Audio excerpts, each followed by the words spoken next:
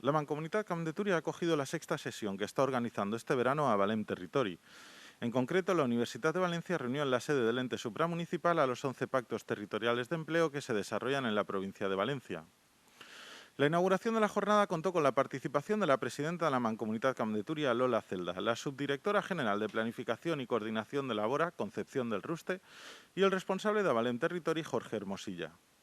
Posteriormente, los profesores de la Universidad de Valencia, Miguel Antequera y Sandra Mayordomo, han hablado de los proyectos experimentales a Valem Territori y de los pactos valencianos y han hecho balance y evaluación hasta ahora. Tras ellos, uno a uno, los pactos han ido explicando las acciones y las líneas de trabajo que se desarrollan en su territorio.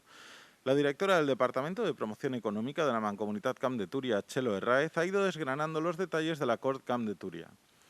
Herráez explicó que la Corcam de Túria cuenta con un observatorio de empleo y empresa más 4 mesas sectoriales, industria, agricultura, comercio y formación, unos órganos de trabajo en los que están implicados los 17 ayuntamientos que conforman la comarca, además de los representantes de los distintos sectores implicados, sindicatos y sociedad civil.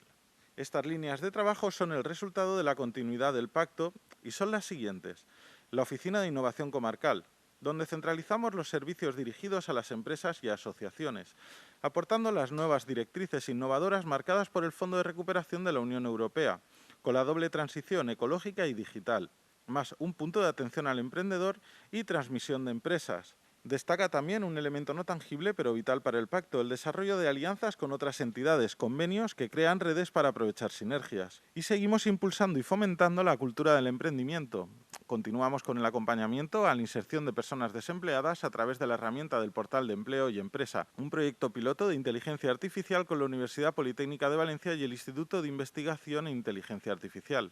Las jornadas de formación de Valem Territori continuarán la próxima semana en Benicarló, donde evaluarán y pondrán en común las experiencias de los pactos territoriales de Castellón.